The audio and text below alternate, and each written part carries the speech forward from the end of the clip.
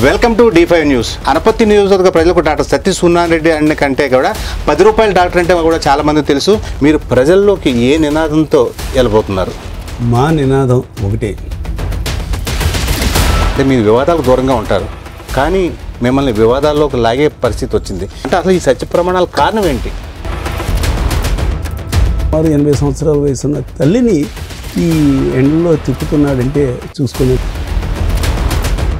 కూటమిగా ఏర్పడిన తర్వాత ఇతని పేరు తొలగించడం జరిగింది. ఏ కారణం చేత తొలగించడం జరిగిందంటారు? ఒక వేలు ఎదుటివాడి పై చూపించినప్పుడు పార్టీ ఇచ్చిన ఫండ్ను కూడా ఎక్కడ కూడా ప్రజలకు ఖర్చు పెట్టలేదు.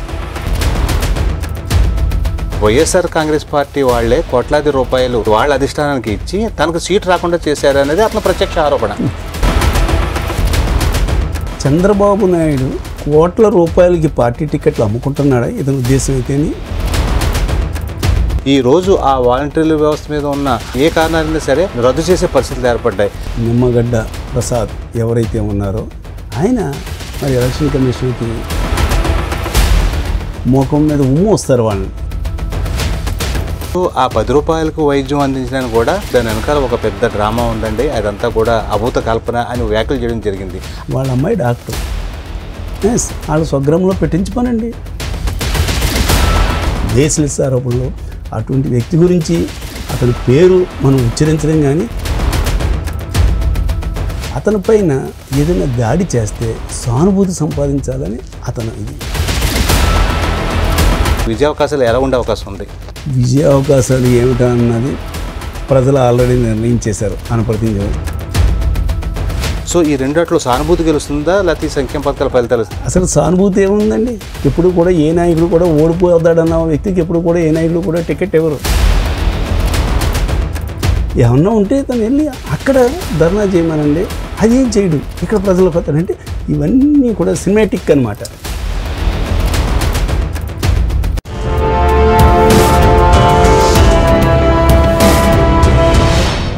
Welcome to D5 news. ఈరోజు మనతో పాటు స్టూడియోలో ఉన్నారు అనపత్తి వైఎస్ఆర్ కాంగ్రెస్ పార్టీ అభ్యర్థి డాక్టర్ సతీష్ సున్నారెడ్డి. అంటే అనపత్తి నియోజకవర్గ ప్రజలకు డాక్టర్ సతీష్ సున్నారెడ్డి అన్న కంటే కూడా 10 రూపాయల డాక్టర్ అంటే కూడా చాలా మంది తెలుసు. ఎందుకంటే అనపత్తి నియోజకవర్గంలో బడుగు బలహీన వర్గాలు పేద వర్గాలు ఆయన చేసిన సేవలు ఆయన 10 రూపాయల డాక్టర్గా చేశాయి. సో 2019 ఎన్నికల్లో కూడా ఆయన విజయం సాధించడానికి ప్రధాన కారణం కూడా ఆయన వైద్యం, ఆయన 10 రూపాయల వైద్యం.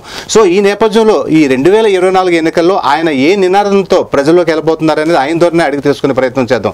సార్ చెప్పండి సార్, అంటే ఈ 2024 ఎన్నికలు చాలా కీలకమైన ఎన్నికలు. మీరు ప్రజల్లోకి ఏ నినాదంతో వెళ్ళబోతున్నారు? ముందుగా D5 న్యూస్ ఛానల్ యాజమాన్యానికి, అదేవిధంగా ఆ రిపోర్టర్ అయినటువంటి శ్రీ శివనారాయణ రెడ్డి గారికి, మిగతా స్టాఫ్కు, అదేవిధంగా D5 న్యూస్ ఛానల్ ప్రేక్షకులకు అందరికీ కూడా నా హృదయపూర్వక నమస్కారాలు తెలియజేస్తూ, ఈ రాబోయే ఎన్నికల్లో మా నినాదం ఒకటే: అభివృద్ధి, సంక్షేమం. జగన్మోహన్ రెడ్డి గారు వచ్చిన తర్వాత ఏ రకంగా సంక్షేమ పథకాలు పేద ప్రజలకు అందినాయి, అదేవిధంగా గ్రామాల్లో ఏ రకంగా అభివృద్ధి చెందింది అన్నదే మేము ప్రజలకు కళ్ళకు కట్టినట్టుగా మేము చూపెడుతున్నాం. గత కొద్ది కాలంగా కూడా అంటే మీరు వివాదాలకు దూరంగా ఉంటారు, కానీ మిమ్మల్ని వివాదాల్లోకి లాగే పరిస్థితి వచ్చింది. మీకు తెలుసు బెక్కవోళ్ళు లక్ష్మీ గణపతి ఆలయంలో ఏదైతే ఉందో ఈ సత్య ప్రమాణాలు అనేది అంటే స్టేట్ వ్యాప్తంగా కూడా అది ఒక సంచలనం సృష్టించినా సరే శాంతియుతంగా ఉండే డాక్టర్ గారిని సైతం అంటే ఒకంత తొత్తరపాటుకు గురి చేసినాయి అనే వాదన బలంగా ఉంది. అంటే ఎందుకు ఆ సత్య ప్రమాణాల జోలికి వెళ్ళవలసి వచ్చింది? అసలు అంటే నల్లమిల్లి రామకృష్ణారెడ్డి చేసిన అవినీతిని మీరు ప్రశ్నించారు. ఆ నేపథ్యంలో అతను ఒక ఛాలెంజ్ వేసడం జరిగింది అనేది రాజకీయ పరిశీలన భావన. అంటే అసలు ఈ సత్య ప్రమాణాల కారణం ఏంటి? మరి తెలుగుదేశం పార్టీకి సంబంధించిన ఎవరైనా కూడా గోబల్స్ ప్రచారాల్లో వాళ్ళందరూ కూడా బాగా ప్రసిద్ధులు. అందులో భాగంగానే మరి మాజీ ఎమ్మెల్యే ఎవరైతే ఉన్నారో అతను నాపైన పలు అసత్య ఆరోపణలు చేయడం జరిగింది.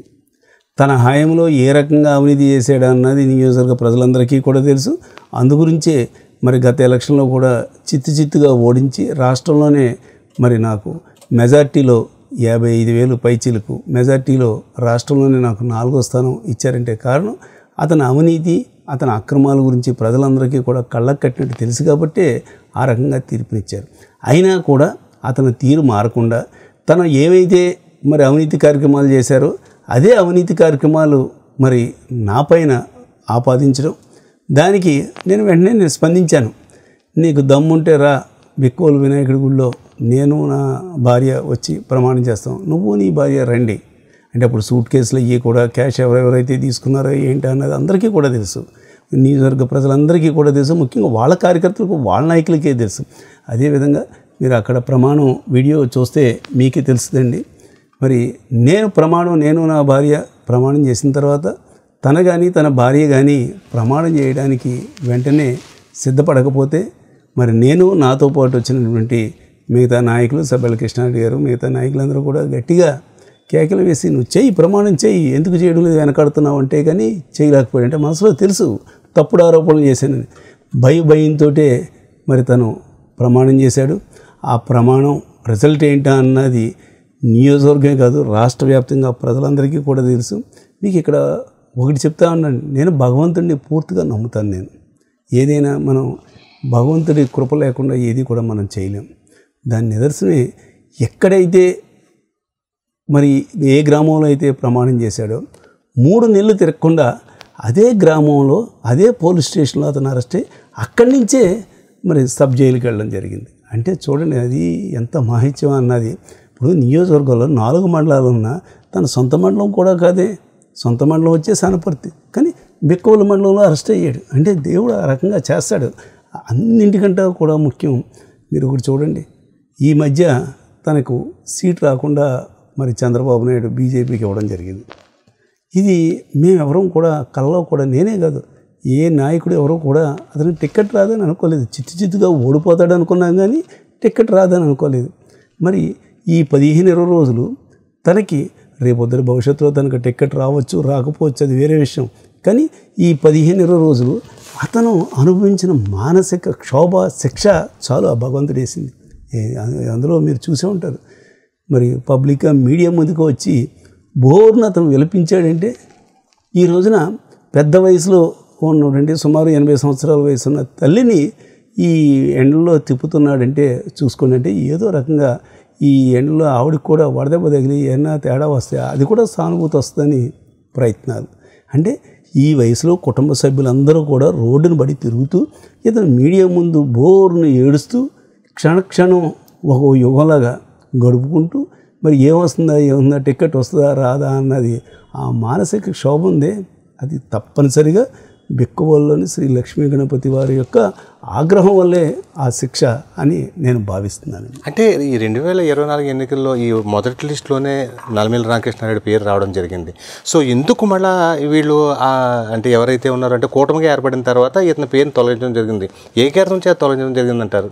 మీరు ఎప్పుడూ కూడా ఒకటే విషయం మీడియా ముఖంగా ప్రజలందరికీ కూడా తెలియజేస్తున్నానండి, ఏదైనా సరే మనకు నోరు ఉంది కదా అని ఇష్టం వచ్చినట్లు మాట్లాడకూడదు. ఒక వేలు ఎదుటివారి పై చీవించినప్పుడు 4 వేళ్ళు మన వైపున చీపెడితే దానికి ఉదాహరణే మాజీ ఎమ్మెల్యే తీరు. తను ఏమన్నాడు, నాకు టికెట్ వచ్చేసింది ఫస్ట్ లిస్ట్లోనే, నీకు ఇంకా టికెటే రాలేదు, టికెటే కన్ఫర్మ్ కాలేదు అని నానా హేళనగా చేస్తూ మరి చాలా హేళనగానే మాట్లాడాడు. అయినా కూడా నేను ఎక్కడ రియాక్ట్ అవ్వలేదు. భగవంతుడే ఉన్నాడు అన్నింటికీ సమాధానం మనసులో అనుకున్నాను. జగన్మోహన్ రెడ్డి గారు ఇంకా అనౌన్స్ చేయలేదు, అనౌన్స్ చేసినప్పుడు తప్పనిసరిగా నా పేరు ఉంటుంది, దానికి పైన భగవంతుడే ఉన్నాడు, తప్పనిసరిగా మనకు న్యాయం జరుగుద్దని నేను భావించాను. అదేవిధంగా మరి నా పేరు ప్రకటించడం జరిగింది. అతని పేరు ఎప్పుడైతే ముందుగా ప్రకటించారో మళ్ళీ పేరు కూడా పక్క వెళ్ళిపోయింది. దానికి కారణం కూడా నియోజకవర్గ ప్రజలందరికీ కూడా తెలుసు. ఒకటి, ఏ సర్వే చూసినా అటు తెలుగుదేశం పార్టీ సర్వే కానీ ఇటు న్యూట్రల్ వాళ్ళ సర్వే కానీ ఏది చూసినా కూడా Anaparthi seat YSR Congress party record మెజార్టీతో గెలుస్తుందని అన్ని సర్వేలను రావడం జరిగింది. అంతేకాకుండా మరి ఇతనిపైన పలు అవినీతి ఆరోపణలే కదా నిజాలు ఉన్నాయి. ఇవన్నీ కూడా చంద్రబాబు నాయుడికి తెలియకపోలేదు, అన్నీ కూడా తెలుసు. అందుగురించే చంద్రబాబు నాయుడికి బాగా తెలుసు కాబట్టి ఇతనికి టికెట్ ఇచ్చినా కూడా 2009 కానీ 2019లో కానీ పార్టీ ఇచ్చిన ఫండ్ను కూడా ఎక్కడ కూడా ప్రజలకు ఖర్చు పెట్టలేదు. ఎప్పుడు కూడా వీళ్ళ కుటుంబం జేబులో వేసుకుంటూ, ముఖ్యంగా రామకృష్ణారెడ్డి అయితే వచ్చిన పార్టీ ఫండ్ ఎప్పుడు కూడా వెనకేసుకునే వ్యక్తి అని చంద్రబాబు నాయుడికి తెలుసు. అందుగురించే ఇటువంటి వ్యక్తి పైన కోట్లాది రూపాయలు మనం పార్టీ ఫండ్ ఇచ్చినా కూడా వేస్ట్ అని ఇతనికి టికెట్ ఇవ్వడం మానేసి వేరే వాళ్ళకి ఇస్తే ఈ ఫండ్ ఏదో అక్కడ ఖర్చు పెట్టుకుంటే అక్కడ పార్టీకి ఉపయోగం ఉంటుందని భావించే తెలివిగా ఓడిపోయే సీట్లు ఏవైతే ఉన్నాయో ఓడిపోయే సీట్లు 10 కూడా బీజేపీకి అంటగట్టారు. బీజేపీ మాకు అనపర్తి వద్దు మర్రు అని వాళ్ళు అన్నా కూడా మీరు బీజేపీ తీసుకోండి అని వాళ్ళకి ఇచ్చేసాడు లెటర్. సార్ అంటే ఇప్పుడు టికెట్ రాకపోవడానికి కారణం సర్వేలో ఇతనికి వ్యతిరేకంగా వచ్చినాయి అని అంటున్నారు. అదేవిధంగా అనేక అవినీతి కార్యక్రమాలు పాల్పడ్డాడని చెప్తున్నారు. గత ఎన్నికల్లో కూడా పార్టీ ఇచ్చిన ఫండ్ని మీరు ఖర్చు పెట్టలేదు, అందుకని ఇతనికి ఇవ్వలేదు అంటున్నారు. కానీ ఆయన ఆరోపణ ఏంటంటే వైఎస్ఆర్ కాంగ్రెస్ పార్టీ వాళ్లే కోట్లాది రూపాయలు వాళ్ళ అధిష్టానానికి ఇచ్చి తనకు సీట్ రాకుండా చేశారనేది అతను ప్రత్యక్ష ఆరోపణ. ఇది ఎంత హాస్యాస్పదం అన్నది మీరు అంటే ఇక్కడ ఒక్క చిన్న ప్రశ్న అడగదలుచుకున్నాను. అంటే చంద్రబాబు నాయుడు మరి కోట్ల రూపాయలకి పార్టీ టికెట్లు అమ్ముకుంటున్నాడా ఇతని ఉద్దేశం అయితేని? అంటే కోట్ల రూపాయలు తను తీసుకుని అంటే పార్టీని అమ్మేసుకుంటున్నాడు. మరి అమ్మేసుకుంటున్నప్పుడు ఇటువంటి ఆరోపణలు ఇక్కడిక్కడే కాదు, డైరెక్ట్గా వెళ్ళి చంద్రబాబు నాయుడిని అడగవయ్యా, నీకు దమ్ము ఉంటేని ఏంటి కోట్ల రూపాయలు తీసుకుని నువ్వు నాకు టికెట్ ఇవ్వలేదని. అటువంటిది ఏం చేయడు. ఎటు వచ్చేయండి సానుభూతి గురించి ప్రజలకు తెలుసు. ఇప్పుడు వైఎస్ఆర్ కాంగ్రెస్ పార్టీ తెలుగుదేశం వాళ్ళు చెప్పినట్టు వింటుందా? తెలుగుదేశం వాళ్ళు వైఎస్ఆర్ కాంగ్రెస్ పార్టీ చెప్పినట్టు వింటుందా? ఎవరికి వాళ్ళకే జీవన మరణ సమస్యలు ఈ ఎన్నికలు, అది అందరికీ కూడా తెలుసు. ప్రతి వాళ్ళు కూడా ఆఖరికి ఒక్క ఓటు కూడా పోకుండా ప్రతి వ్యక్తి ప్రతి పార్టీ కూడా పోరాడుతుంది. కాబట్టి అతను చేసే బేస్లెస్ ఆరోపణలు ఏ రకంగా ఉంటాయి అన్నది చిన్న ఉదాహరణ మీరు చెప్పిన విషయం చూస్తేనే తెలుస్తుందండి. సో అంటే మీ అధినాయకుడు ఎవరైతే ఉన్నారో వైఎస్ జగన్మోహన్ రెడ్డి గారు హెలికాప్టర్లో తిరగడం, అదేవిధంగా ఏదైతే ఉందో తాడేపల్లికే పరిమితం అయ్యారు తప్ప ప్రజలు రావట్లేదు అనేది ప్రతిపక్షాల ప్రధాన ఆరోపణ. అయితే గత 4-5 రోజులుగా కూడా మేమంతా సిద్ధం అనే నినాదంతో ఆయన ప్రజల్లోకి వచ్చాడు. ప్రజల నుంచి కూడా విశేషమైన స్పందన లభిస్తుంది. సో ఏదైతే ఉందో మేమంతా సిద్ధం అనే కార్యక్రమం ఈ వైఎస్ఆర్ కాంగ్రెస్ పార్టీ అభ్యర్థుల గెలుపుకి ఏ విధంగా దోహదపడుతుంది? మీకు చూస్తుంటే ఆ ప్రజాస్పందన చూస్తుంటే అది ఒక జన ప్రవాహం. చూడండి, మీరు ఎక్కడికి వెళ్ళినా సరే ఆ బస్సు యాత్రకి ఏ రకంగా అపూర్వ స్పందన. మనం సిద్ధం సభలు చూసాం, రికార్డు స్థాయిలో స్టేట్లో ఎప్పుడు ఏ నాయకుడికి లభించినటువంటి ఆదరణ లభించింది. అదేవిధంగా ఈ రోజున ఈ బస్సు యాత్ర చూడండి ఏ రకంగా వేలాది మంది ఎక్కడికక్కడే చిన్న చిన్న గ్రామాల్లో కూడా వందలాది మంది వేలాది మంది ప్రజలు మరి ఆ బస్సు ఎదురెళ్ళమే కాకుండా ఆ బస్సుకి అడ్డం వెళ్ళిపోవడం, తర్వాత ఏదోలాగా నాయకుడిని కలుసుకోవాలని ఏ రకంగా వాళ్ళ తాపత్రయపడుతున్నారా అన్నది మనం వీడియోలు చూస్తేనే తెలిసింది. దీన్ని బట్టి తెలుస్తుంది ప్రజాస్పందన. ఎందుకు వస్తుందండి అంత ప్రజాస్పందన? ఒకటే స్వర్గీయ రాజశేఖర రెడ్డి గారు చేసినటువంటి సంక్షేమ కార్యక్రమాలు, దాన్ని మరింత తీసుకువెళ్ళి ఆయన ఒక అడుగేస్తే ఈయన 10 అడుగులు ఎదురుకేసి మరిన్ని సంక్షేమ కార్యక్రమాలు ప్రజలకి అందజేసి ఈ రోజున ప్రతి పేదవాడి గుండెలోనూ కూడా జగన్ జగన్ జగన్ జగన్ నినాదం. అందుగురించే ప్రజలు అంత స్పందన చేపడుతున్నారు. ఈ స్పందన చూస్తేనే తెలుస్తుంది రానున్న ఎన్నికల్లో ఏ పార్టీకి ప్రజలు ఓటేస్తారు, ఏ పార్టీకి మద్దతు ఉందా అన్నది ఆఖరికి బస్సు యాత్ర చూసినా కూడా తెలుస్తుంది. అంటే జగన్ అనేక సంక్షేమ కార్యక్రమాలు చేపట్టాడు, అందువల్లనే ప్రజల నుంచి ఇంత స్పందన వస్తుందని మీరు అంటున్నారు. అయితే ప్రతిపక్షాలు ఏంటంటే సంక్షేమ పథకాల మాట అక్కడ పక్కన పెడితే అభివృద్ధి అనేది శూన్యం, అభివృద్ధి ఆశించిన మేరకు జరగలేదనేది వాళ్ళు ఆరోపిస్తున్నారు. దీంతో మీరు ఎంతవరకు ఏకీపిస్తారు? అవన్నీ కూడా ప్రతిపక్షాల వారు చేసి అన్నీ కూడా బేస్లెస్ ఆరోపణలు. అసలు అభివృద్ధి అంటే ఏమిటండి? ప్రతి పేదవాడికి కూడా తినటానికి తిండి ఉండాలి, కట్టుకుంటానికి బట్ట ఉండాలి, సరైన వైద్యం అందాలి, పిల్లలు చదువు ఉండాలి, అప్పుడే ఆ కుటుంబం అభివృద్ధి. అంతేగాని ఒక ఊర్లోనో ఒక సిటీలోనో ఒక ఫ్యాక్టరీ వచ్చేసినంతట్లో ఆ గ్రామం అంతా అభివృద్ధి చెందదు. ఏదో కొద్దిమందికి అందులో ఉద్యోగాలు వస్తే వాళ్ళు అభివృద్ధి చెందుతారు కాదన్న. ఇది ప్రతి పేదవాడికి కూడా ప్రతి గ్రామంలోనూ ప్రతి వీధిలోనూ ప్రతి పేటలోనూ కూడా ఎవరైతే అర్హులు ఉన్నారో వాళ్ళందరికీ కూడా ఈ రోజున ఈ సంక్షేమ కార్యక్రమాలు అందరూ తినటానికి ఎవరికి లోటు లేదే, కట్టుకుంటానికి బట్టకు లోటు లేదే, వైద్యానికి లోటు లేదే, అదేవిధంగా విద్యకు లోటు లేదే. అమ్మ ఒడి ఇటువంటి పథకాలు ఆరోగ్యశ్రీ ఏ రకంగా పెంచారన్నా తెలుసు. అదేవిధంగా ఈ సంక్షేమ పథకాలతో పాటు ఏ రకంగా అయితే పేదవాడికి తిండికి కానీ ఇంకో దానికి కూడా లోటు లేదు. మీకు ఇక్కడ చిన్న ఉదాహరణ చెప్తాను. మన గ్రామాల్లో మీరు కూడా చూసే ఉంటారు, గతంలో ముఖ్యంగా సంక్రాంతి టైంలో ఎంతోమంది బియ్యం వేయమని ముష్టి వాళ్ళు వచ్చేవారు. ఇప్పుడు జగన్ గారు వచ్చిన తర్వాత అసలు వచ్చేవాళ్ళే లేరు. అంతేకాదు కొన్ని చోట్ల చాలామంది పెద్దవాళ్ళు, పెద్ద వయసు ఉన్నవాళ్ళు ఏదో నలుగురికి భోజనాలు పెడితే మనకు పుణ్యం వస్తుందని కొంతమంది ముష్టి వాళ్ళకి ఇటువంటి వాళ్ళకి రమ్మని వాళ్ళకి భోజనాలు అయ్యి కూడా పెట్టేవారు. ఈవేళ అసలు భోజనానికి రమ్మని పిలవడానికి కూడా ఎవరో లేరే, అంటే ఎవరికీ లోటు లేదు. అది అభివృద్ధి. అంతేగాని పేదవాడు ఎప్పుడూ కూడా పూరుగుడుసులో ఉంటే అది అభివృద్ధి కాదు.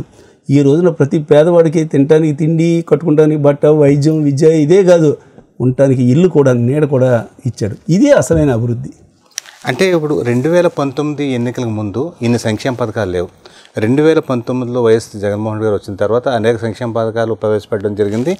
ఈ ప్రవేశపెట్టిన పథకాలు నేరుగా లబ్ధిదారుల వద్దకు చేరడానికి ఒక వ్యవస్థను రూపొందించారు, అదే వాలంటీర్ల వ్యవస్థ. సో ఈరోజు ఆ వాలంటీర్ల వ్యవస్థ మీద ఉన్న అసూయత అవనివ్వండి, లేదా అది ప్రభుత్వానికి ఫేర్గా ఉందామని ఏ కారణాలైనా సరే ఈరోజు వాళ్ళు దాన్ని మొత్తం మీద రద్దు చేసే పరిస్థితులు ఏర్పడ్డాయి. సో దీనివల్ల ఎంతోమంది వృద్ధులు, వికలాంగులు కూడా అంటే మొదటి రోజు వాళ్ళకి రావాల్సిన అమౌంట్ రావడంతో నిరసనకు లోనయ్యారు. అంటే సో ఈ రద్దు అనేది దాంతో మీరు ఎంతవరకు ఏకీపిస్తారు? ఎస్, తెలుగుదేశం పార్టీ కానీ జనసేన పార్టీ కానీ ఈ వాలంటరీ వ్యవస్థను రద్దు చేస్తానని ముందుగానే వాళ్ళు ప్రకటించడం జరిగింది. ప్రజల్లో తీవ్ర వ్యతిరేకత రావడంతో వాళ్ళు వాలంటరీ వ్యవస్థను కంటిన్యూ చేస్తామని మాట వరుసకు అన్నారు. కానీ ఈ రోజున చూడండి, ఎవరైతే మరి తెలుగుదేశం పార్టీకి సంబంధించిన తొత్తు నిమ్మగడ్డ ప్రసాద్ ఎవరైతే ఉన్నారో ఆయన మరి ఎలక్షన్ కమిషన్కి కంప్లైంట్ ఇచ్చి, ఆయన ద్వారా చంద్రబాబు నాయుడు కంప్లైంట్ ఇప్పించి ఈ వాలంటీర్లు ఈ పెన్షన్లు పంపిణీ చేయడానికి లేదని మరి వాళ్ళ చేత ఎలక్షన్ కమిషన్ చేత ఉత్తర్వులు ఇప్పించడం జరిగింది. ఈ రోజున ఎవరైతే వృద్ధులు, పెన్షన్దారులు ఉన్నారో వాళ్ళ దగ్గరికి తెలుగుదేశం పార్టీ నాయకులను కానీ కార్యకర్తలను కానీ ధైర్యంగా వెళ్ళమనండి, మోకం మీద ఉమ్ము వస్తారు వాళ్ళని. ఎందుకంటే ఈ రోజున ప్రతి పేదవాడికి కూడా 1వ తారీఖు పొద్దున 6 గంటలకు పెన్షన్దారులు ఎవరైతే ఉన్నారో వాళ్ళ ఇళ్ళకి వాలంటీర్లు ఇచ్చేవారు. ఈ రోజున ఈ వాలంటీర్లు ఇవ్వడానికి లేదంటంతో వాళ్ళందరూ కూడా మరి సచివాలయాలకు వెళ్ళవలసి వస్తుంది. మరి ఈ రోజునే చూశారు, మరి కాకినాడ రూరల్లోనూ ఒక వ్యక్తి 70 సంవత్సరాల వ్యక్తి ఆ పెన్షన్కి వెళ్తూ మరి వడదెబ్బకి చనిపోవడం జరిగింది. అదే మరి జగన్మోహన్ రెడ్డి గారి హయాంలో ఇప్పుడు మొన్నటి వరకు పోయిన నెల వరకు కూడా చూసుకుంటే ఇంటి వద్దకే వెళ్ళేదే. నిజంగా ఇంటి వద్దగా పెన్షన్ ఇల్లు ఉంటే ఆ వృద్ధుడు ఈ రోజున చనిపోయేవాడే కాదు. అది తేడా. ప్రజలకు తెలుసు ఈవేళ చేసిన కుయ్యెత్తులకి రేపొద్దున ఓటు ద్వారా ఈ ఎవరైతే పెన్షన్దారులు ఉన్నారో వాళ్ళందరూ కూడా గట్టిగా బుద్ధి చెప్తారు, అందులో మాత్రం సందేహం లేదు. డాక్టర్ గారు, ఇప్పుడు 2019 ఎన్నికలకు ముందు మీరు అంటే జనరల్గా పరిస్థితి వేరేలా ఉండేది. 2019 ఎన్నికల తర్వాత మీరు ప్రజల్లోకి వెళ్తుంటారు జనరల్గా. అప్పుడు మీరు ఎవరైనా సరే మాకు పెన్షన్ రాలేదు కానీ, మాకు ఇళ్ల స్థలాలు లేదని కానీ, ఈ మధ్యకాలంలో అటువంటి సమస్యలు ఏమైనా మీ దృష్టికి వచ్చినాయా? యాక్చువల్గా 2014 నుంచి కూడా నేను రాజకీయాల్లో ఉన్నప్పుడు 2014లో తిరిగాను, తర్వాత కూడా ప్రజల్లో తిరుగుతున్నాం. ప్రతి వాళ్ళు కూడా కంప్లైంట్ చెప్పేవారు, మాకు ఈ పెన్షన్ మాకు అర్హత ఉన్నా కానీ పెన్షన్ రావడం లేదు, మాకు కుటుంబాలు గడవడం కష్టంగా ఉంది, ఇంటి స్థలం లేదు, ఎక్కడైనా నేడిపిస్తే బాగుందంటే నేను ఒకటే చెప్పాను, ఇప్పుడు ఏమీ చేయలేమమ్మా, తెలుగుదేశం పార్టీ అధికారంలో ఉంది, మా వల్ల ఏం కాదు, వాళ్ళు ఏమన్నా చేస్తే మనం మీకు ఉపయోగం, కానీ మా వల్ల అయితే ఏం కాదు, మన ప్రభుత్వం వస్తే మాత్రం తప్పనిసరిగా మిమ్మల్ని అందరినీ కూడా ఆదుకుంటామని చెప్పడం జరిగింది. అదేవిధంగా జగన్మోహన్ రెడ్డి గారు మరి అధికారంలోకి వచ్చిన తర్వాత ఇన్ని సంక్షేమ కార్యక్రమాలతో పాటు అనపర్తి నియోజకవర్గంలోనే, కేవలం అనపర్తి నియోజకవర్గంలోనే 20,000 పైచీలకు పేదలకు ఇళ్ల స్థలాలు ఇచ్చాం. ఈ రోజు నేను చాలా గర్వంగా ఫీల్ అవుతూ ఉన్నాను. ఎందుకంటే జగన్మోహన్ రెడ్డి గారి సహకారంతో ఇంతమంది పేదవాళ్ళకి ఇన్ని సంక్షేమ కార్యక్రమాలతో పాటు ఇన్ని వేల మందికి ఇళ్ల స్థలాలు ఇచ్చామే. ఇవన్నీ కూడా చరిత్రలో గతంలో ఎప్పుడూ ఏ ఎమ్మెల్యేలకి ఎవరికి కూడా దక్కలేదు. ఈరోజు జగన్మోహన్ రెడ్డి గారు ఉన్న ప్రతి ఎమ్మెల్యేకి కూడా ఈ గౌరవం, ఈ అవకాశం కూడా దక్కిందని మాత్రం ఈ సందర్భంగా తెలియజేస్తున్నాను. అంటే ఒక వైద్యుడిగా మీరు ఎవరైతే ఈ ప్రభుత్వం వైద్యం విషయంలో చాలా మంచి మంచి స్టెప్పులు తీసుకుంది, ఆరోగ్యశ్రీ కానివ్వండి, అదే హోమ్ క్లినిక్లు కానివ్వండి, అంటే వీటి మీద జనరల్గా ఒక డాక్టర్గా మీ అభిప్రాయం ఏంటండి? జగన్మోహన్ రెడ్డి గారు ఎక్కడికక్కడే వైద్యానికి చాలా పెద్దపీట వేశారు. విద్యా వైద్యం 1, 2 అన్ని స్కీములు కూడా అలాగే అన్ని రంగాల్లోనూ కూడా ఆ రకంగానే మరి ఆయన చేయడం జరిగింది. మీకు చిన్న ఉదాహరణ చెప్తాను. ప్రతి గ్రామంలోనూ కూడా వెల్నెస్ సెంటర్లు మరి ప్రారంభిస్తున్నాం. ఈ వెల్నెస్ సెంటర్స్లో చిన్న చిన్న వ్యాధులకి వాళ్ళు ఎవరూ కూడా దగ్గరలో ఉన్న డాక్టర్ దగ్గరికి కానీ ఎక్కడికి వెళ్ళక్కర్లేదు, మందుల షాప్ దగ్గరికి వెళ్ళక్కర్లేదు. సుమారు 106 రకాల మందుల వరకు కూడా ఫ్రీగా ఇవ్వడం, ఇంక్లూడింగ్ సెలైన్స్. మరి అంతేకాకుండా బీపీ, షుగరే కాకుండా డెంగ్యూ, అదేవిధంగా హీమోగ్లోబిన్, మలేరియా, టైఫాయిడ్ ఈ టెస్టులన్నీ కూడా ఉచితంగానే అక్కడ వెల్నెస్ సెంటర్లో అవుతున్నాయి. ఈ అన్నింటికంటే కూడా ముఖ్యం మా ఆనపర్తి నియోజకవర్గానికి సంబంధించి అన్ని పిహెచ్సిలను కూడా నాడు నేడులో భాగంగా డెవలప్ చేయడం జరిగింది. అంతేకాదు మరి పెదపూడిలో ఉన్నటువంటి ఏదైతే మరి 30 బెడెడ్ హాస్పిటల్ ఉందో దాన్ని సుమారు 6 కోట్ల వ్యయంతో ఆధునీకరించి నూతన భవనాలు నిర్మించడం జరిగింది. ఇక అనపర్తి గవర్నమెంట్ హాస్పిటల్ గతంలో 100 పడకల ఆసుపత్రికి కాంగ్రెస్ టైంలో శాంక్షన్ అయితే తర్వాత వచ్చిన తెలుగుదేశం పార్టీ దాన్ని 30 పడకలకు కుదించడం జరిగింది. 4 కంటే మించి స్టాఫ్ ఎప్పుడు కూడా ఉండేవారు కాదు. మరి జగన్మోహన్ రెడ్డి గారు బలపురం గ్రాసిమ్ ఇండస్ట్రీస్ ప్రారంభోత్సవానికి ఇచ్చేసినప్పుడు వారిని దీన్ని 100 పడకల ఆసుపత్రి చేయాలి, ఈ చుట్టుపక్కలంతా కూడా మరి ఏరియా డెవలప్మెంట్ ఎక్కువగా ఉందంటే ఆయన 100 పడకలు చేయడంతో ఈ రోజున 24 మంది డాక్టర్లు ఉన్నారు, 90 మంది పైగా ఈ స్టాఫ్ ఉన్నారు. అదే కాకుండా గతంలో 30-40 కంటే కూడా ఓపీ ఉండేది కాదు. ఈ రోజున సుమారు 500 మంది వరకు కూడా ఓపీ ఉంది. ఆర్థోపెడిక్ ఉన్నారు, పెడియాట్రిస్ట్ ఉన్నారు, జనరల్ మెడిసిన్ ఉన్నారు, యానస్థెటిస్ట్ ఉన్నారు, సర్జన్ ఉన్నారు, గైనకాలజిస్ట్ ఉన్నారు. ఏమిటి ఇంకెంతకంటే గొప్ప డెవలప్మెంట్. ఇక్కడ ఇంకో విషయం కూడా చెప్పాలండి, ఆ పక్కనే నా హాస్పిటల్ ఉంది. నిజంగా నా పొజిషన్లో మరి మాజీ ఎమ్మెల్యే రామకృష్ణారెడ్డి లాంటి వ్యక్తి ఉంటే చివరికి హాస్పిటల్ అలా డెవలప్ చేయనివ్వడు. కానీ నేను నా పక్కన నా సొంత హాస్పిటల్ ఉన్నా కూడా దీన్ని డెవలప్ చేసాం. చూడండి, మనకి ఒక కిరాణా కొట్టు ఉంటే పక్కన ఒక సూపర్ మార్కెట్ రావడానికి ఎవరో కూడా మనసులో ఇష్టపడరు, పైకి ఉన్నా లేకపోయినా. నేను అది కాదు, ప్రజలకు ఉపయోగపడాలి, ప్రజలకు సేవ చేయాలనే ఉద్దేశంతో ఈ రోజున అనపర్తి గవర్నమెంట్ హాస్పిటల్ 100 పడకల ఆసుపత్రికి పెంచడమే కాకుండా ఏ రకంగా డెవలప్ చేసాం, అదేవిధంగా సుమారు 13 కోట్లు కూడా దానికి శాంక్షన్ చేసి అదనపు భవనాలకు కూడా నిర్మాణం కూడా స్టార్ట్ అయింది. అంటే ఇది జగన్ గారి యొక్క మార్క్ అని ఈ సందర్భంగా తెలియజేస్తాను. డాక్టర్ గారు అంటే జనరల్గా మీకు సత్య సూర్యనారాయణ రెడ్డి గారు అనడం కన్నా 10 రూపాయల డాక్టర్గా మీకు బాగా ఫేమస్. సో ఆ 10 రూపాయలకు వైద్యం అందించడానికి కూడా ఎవరైతే ఉన్నారో ఈ నల్లమిల్లి రామకృష్ణారెడ్డి అనే వ్యక్తి ఒక టీవీ ఇంటర్వ్యూలో చెప్తూ దాని వెనకాల ఒక పెద్ద డ్రామా ఉందండి, అదంతా కూడా అభూత కల్పన అని వ్యాఖ్యలు చేయడం జరిగింది. అసలు ఏంటి, ఎందుకు ఆ విధంగా అతను వ్యాఖ్యలు చేయాల్సి వచ్చింది? అతను చేసే వ్యాఖ్యలు ఏ రకంగా ఉంటాయి అన్నది మీ అందరికీ కూడా తెలుసు. మీడియా వాళ్ళకి నేను మళ్ళీ చెప్పక్కర్లేదు. ఈ ఆధారాలు లేని ఆరోపణలు, గాలిలో మాటలు, గాలి పోగేసుకొని చెప్పే వ్యక్తి అతను మాటలు మనం పట్టించుకోక్కర్లేదు. నేను ఒకటే చెప్తా ఉన్నా, వాళ్ళ అమ్మాయి డాక్టర్, వాళ్ళ స్వగ్రామంలో పెట్టించుకోనండి. ఆ రకంగా పోనీ దాని వెనకాల అంత కథ అది అంటే కమిషన్తోనే రేపొద్దున అమ్మాయికి ఎలాగ మ్యారేజ్ అవుద్ది, అల్లుడిని కూతుర్ని తన సొంత గ్రామంలో ప్రాక్టీస్ పెట్టించమనండి, ప్రజలకు సేవ చేయించమనండి. ఇంకో విషయం కూడా చెప్తాను, ఆళ్ళూరులో కూడా వాళ్ళ హయాంలో ప్రారంభించిన పిహెచ్సి బాగా నాసిరకంగా కన్స్ట్రక్షన్ అవుతే కట్టిన 20 సంవత్సరాల్లోనే శుభ్రంగా ఇది అయితే అది డిస్మాండిల్ చేసి కొత్తగా ఒక పిహెచ్సిని కూడా వాళ్ళ సొంత గ్రామంలో కూడా నా హయాంలోనే మరి ప్రారంభించడం జరిగింది. అదేవిధంగా మీరు అతను చెప్పిన ఆరోపణలు అంటున్నారు, వాళ్ళ సొంత ఊర్లో ప్రాక్టీస్ పెట్టి ప్రజలకు సేవ చేయించమండి. ఏదైనా ప్రజలకు సేవే కదా, చేయించమనండి. అవేమీ చేయించడం, అదేమీ మాట్లాడడం, వచ్చి ఏదో బురద చల్లడం, రాళ్ళు వేయడం అతను నైజం.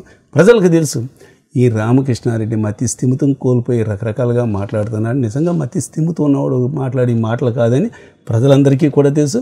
ఇంకో విషయం కూడా చెప్తానండి, అక్కడ మా అనపర్తి గవర్నమెంట్ హాస్పిటల్ కూడా ఏ రకంగా డెవలప్ చేసాము ఏంటి అన్నది డెవలప్మెంట్ కూడా ప్రజలు, ముఖ్యంగా వ్యాపారవేత్తలు, అదేవిధంగా స్వచ్ఛంద సంస్థలు చాలామంది పాపం విరాళాలు ఇచ్చి ఆ విరాళాలతోటి అక్కడ ఇన్ఫ్రాస్ట్రక్చర్ డెవలప్ చేయడం, ఇంకా కొంత అమౌంట్ ఉంటే దాన్ని ఫిక్స్డ్ డిపాజిట్ చేసి దాని వడ్డీతోటి కూడా ఇది చేస్తున్నారు. ఒక కమిటీ ఏర్పడి దాని మీద కూడా విపరీతమైన ఆరోపణలు చేసి దీంట్లో ఇన్ని కోట్లు గోల్మాల్ అయినాయి అని చెప్పారు. మేము ఒకటే చెప్పాం, మొన్న పోయిన నెల 1వ తారీఖున అవన్నీ కూడా ఫ్లెక్స్లో వేసి ఎవరైతే డొనేషన్లు ఇచ్చారో అవన్నీ కూడా ఇచ్చాం.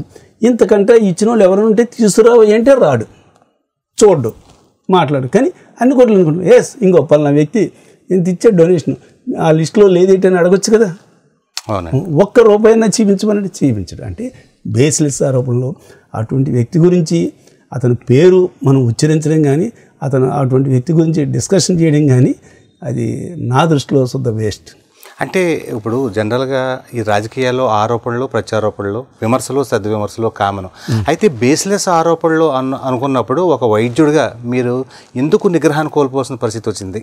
అసలు మీకు ఇక్కడ ఒకటే అతని టెక్నిక్ ఒకటే, నేను నిగ్రహం కోల్పోయి అతని పైన ఏదైనా దాడి చేస్తే సానుభూతి సంపాదించాలని అతను చెయ్యని ప్రయత్నం నా పైన, నా కుటుంబ సభ్యులపైన, నా భార్య పైన, నా వర్గం పైన, అందరిపైన కూడా ఇటువంటి ఆరోపణ ఏదో చెయ్యకపోతారు ఏంటి ప్రతి వాళ్ళదే.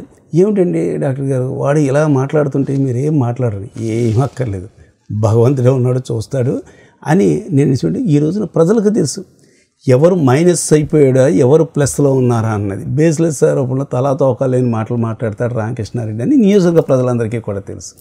సో అంటే ఇప్పుడు ప్రస్తుతం అయితే మాత్రం నల్లమిల్లి రామకృష్ణారెడ్డికి ఇంకా సీట్ అనౌన్స్ చేయలేదు, ఇంకా భారతీయ జనతా పార్టీ ఖాతాలోనే ఉంది. రేపు పొద్దున్న ఒకవేళ ఏ కారణం చేతైనా మళ్ళీ తిరిగి నల్లమిల్లి రామకృష్ణారెడ్డి గారి సీటు కానీ కేటాయించినట్టయితే అంటే అక్కడ ఎట్లా అంటే విజయావకాశాలు ఎలా ఉండే అవకాశం ఉంది? విజయ అవకాశాలు ఏమిటా అన్నది ప్రజలు ఆల్రెడీ నిర్ణయించేశారు, అనపర్తి సర్వేలోనే చెప్పేసింది. నేను నల్లమిల్లి రామకృష్ణారెడ్డి నా ప్రధాన ప్రత్యర్థిగా ఉండాలని కోరుకుంటున్నాను. ఎందుకంటే ఎప్పుడూ కూడా అతనే మళ్ళీ ఈ ఎలక్షన్లో కూడా చిత్తుగా ఓడిపోవాలి నా చేతుల్లో అని నా కోరిక. అంటే ఒకవేళ రేపు పొద్దున అతను అభ్యర్థి అయితే అంటే సానుభూతితో అతనికి ఓటర్ల దగ్గరికి వెళ్ళే అవకాశం ఉంది. కానీ మీరైతే మాత్రం మీ ముఖ్యమంత్రి చేపట్టిన పథకాలని బేస్ చేసుకుని మీరు వెళ్ళాల్సి వస్తుంది. సో ఈ రెండిట్లో సానుభూతి గెలుస్తుందా లేకపోతే సంక్షేమ పథకాల ఫలితాలు? అసలు సానుభూతి ఏముందండి? ఎవరన్నా ఏమన్నా చేశారన్నా? తన తల్లిని, భార్యని, పిల్లల్ని తిప్పుకుంటూ తన బోర్ని ఏడిస్తే అసలు దాంట్లో ఏమన్నా మీనింగ్ ఉందా? బేస్లెస్. ఏమన్నా చేస్తే అది వెళ్ళి తెలుగుదేశం పార్టీ ఎక్కడైతే మరి మంగళగిరిలో ఉందో ఆఫీస్ ముందు ధర్నా చేయించమండి, ఆఫీస్ ముందు తన బోర్ని ఏడమనండి. అదే లేదంటే చంద్రబాబు నాయుడు దగ్గరికి కానీ లోకేష్ దగ్గరికి కానీ రిక్షా లాక్కుని వెళ్ళి వాళ్ళ అమ్మగారిని ఇక్కడ వీధుల్లో రిక్షాల మీద తిప్పుతున్నారు, అక్కడికి వెళ్ళమండి. ఇక్కడ ప్రజలు ఏం చేశారు, నాయకులు ఏం చేశారు, వేరే పార్టీ వాళ్ళు ఏం చేశారు? చేసిందల్లా అతను పైన చంద్రబాబు నాయుడు కూడా చేసిన తప్పని నేను అన్నాను. ఎందుకంటే ఎప్పుడు కూడా ఏ నాయకుడు కూడా ఓడిపోతాడన్న వ్యక్తికి ఎప్పుడు కూడా ఏ నాయకుడు కూడా టికెట్ ఇవ్వరు. చంద్రబాబు నాయుడు కూడా ఇటువంటి వ్యక్తికి మళ్ళీ టికెట్ ఇస్తే ఘోరంగా ఓడిపోతాడు, కనీసం పార్టీ ఫండ్ కూడా ఖర్చు పెట్టకుండా పక్కన లెఫ్ట్ వేస్తాడని ఉద్దేశంతో చంద్రబాబు నాయుడు ఏ రాజకీయ నాయకుడైనా అదే ఆలోచిస్తాడు. అదే పద్ధతిలో చంద్రబాబు నాయుడు మరి ఇతన్ని పక్కన పెట్టేసి బీజేపీని తీసుకోండి అని ఇచ్చాడు. కాబట్టి ఏమన్నా ఉంటే తను వెళ్ళి అక్కడ ధర్నా చేయమనండి, అదేం చేయడు. ఇక్కడ ప్రజలకు వస్తాడంటే ఇవన్నీ కూడా సినిమాటిక్ అనమాట. సో ఇది ఈరోజు డి డిబేట్. మరో అంశంతో మీ ముందుకు మీ ఎస్ఎన్ఆర్.